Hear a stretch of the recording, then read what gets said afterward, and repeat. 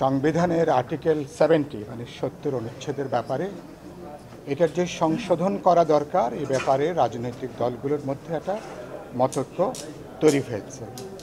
নির্দিষ্টভাবে 70 অনুচ্ছেদের ক্ষেত্রে অর্থ বিলের ব্যাপারে, অর্থ বিল এবং আস্থা অনাস্থা ভোটের ব্যাপারে এই দুটো বিষয়ের ব্যাপারে সবাই একমত। আরেকটা প্রস্তাব যেটা উত্থাপিত হয়েছে জাতীয় ঐক্যমত্য কমিশনের পক্ষ থেকে সংবিধান সংশোধনের ব্যাপারে, এই ব্যাপারে বিভিন্ন মতামত এসছে। এটা আজকে এই ব্যাপারে কোনো নীতিগত কোনো সিদ্ধান্ত হয়নি। তো এই ব্যাপারটা আমরা যেভাবে শেষ করা হয়েছে, যেটা পরবর্তী যখন ঐক্যমত্য কমিশনের সভাতে হবে এই বিষয়টি পরবর্তী সভাতে আলোচনা হবে। অনেকগুলো দল তারা নিজেরা আলাপ আলোচনার জন্য দলের মধ্যে তারা সময় চেয়েছেন, তারা আলাপ আলোচনা করবেন। ঈদের পরে জাতীয় ঐক্যমত্য কমিশনের পরবর্তী বৈঠকে সংবিধান সংশোধনের বিষয়টাও এর সঙ্গে যুক্ত থাকবে কিনা, রাষ্ট্রপতি নির্বাচনের ব্যাপারে প্রধানমন্ত্রীর যে বিশেষ তার প্রস্তাবনার দিক থেকে যে ক্ষমতা, এটাও একটু আলোচনার ভিতরে এসছে।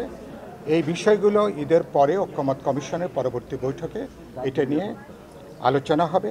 আরেকটা প্রশ্ন উত্থাপিত হয়েছে জাতীয় নিরাপত্তার প্রশ্ন, বিশেষ করে 4টা প্রশ্ন। তাহলে দুটো ব্যাপারে আজকে আমরা ওভারওয়েলমিং যে মেজরিটি, তো তাতে এ ব্যাপারে একমত হয়েছেন, যেটা আমি আগে উল্লেখ করলাম। একটা হচ্ছে অর্থ বিল আর আস্থা অনাস্থা বিলের ব্যাপারে। এই দুটো ব্যাপার ছাড়া অন্য প্রশ্নে সংসদ সদস্যরা স্বাধীনভাবে মতামত ব্যক্ত করতে পারবে। তাহলে জাতীয় নিরাপত্তা, সংবিধান সংশোধন এবং রাষ্ট্রপতি নির্বাচনের ব্যাপারে প্রধানমন্ত্রী বা সংসদের এখতিয়ার, এটা আপাতত এটা ওপেন থাকছে, দলগুলো আলোচনা করবেন। পরবর্তীতে এটাকে প্রথম এজেন্ডা আকারে জাতীয় ঐক্যমত্য কমিশন এটা নিয়ে আলোচনা হবে। ওদিন বিষয়টা বিস্তারিত আলোচনা হবে না, শুধু সিদ্ধান্তের জায়গাটায় আমরা আসব, এরকম একটা আলোচনা হয়ে আছে। পার্লামেন্টের স্ট্যান্ডিং কমিটির ব্যাপারে আপনাদের কি না, আমরা সকাল থেকে মাত্র যে 4টি বিষয় আজকে কেবলমাত্র সকালের গত 2-2.5 ঘন্টায় শুধুমাত্র আর্টিকেল 70 নিয়েই মূলত আলোচনা হয়েছে।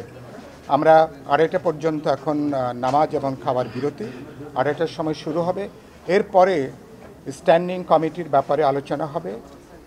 এরপরে আমাদের নারী আসনের ব্যাপারে সংসদের যে 400 আসনের যে সিট, 100 নারী আসনে ঘূর্ণায়মান পদ্ধতির ব্যাপারে প্রস্তাব এবং নির্বাচনী ব্যবস্থা সংস্কারের ব্যাপারে যে পরবর্তী তত্ত্বাবধায়ক সরকারের মেয়াদ 4 মাস করার যে প্রস্তাবনা আছে এবং ওই মেয়াদের মধ্যে জাতীয় নির্বাচনের পাশাপাশি স্থানীয় সরকার নির্বাচনের যে বিষয়, এটা আমরা আজকে বিকেলের সেশনগুলোতে এই বিষয়গুলো নিয়ে আলোচনা হবে।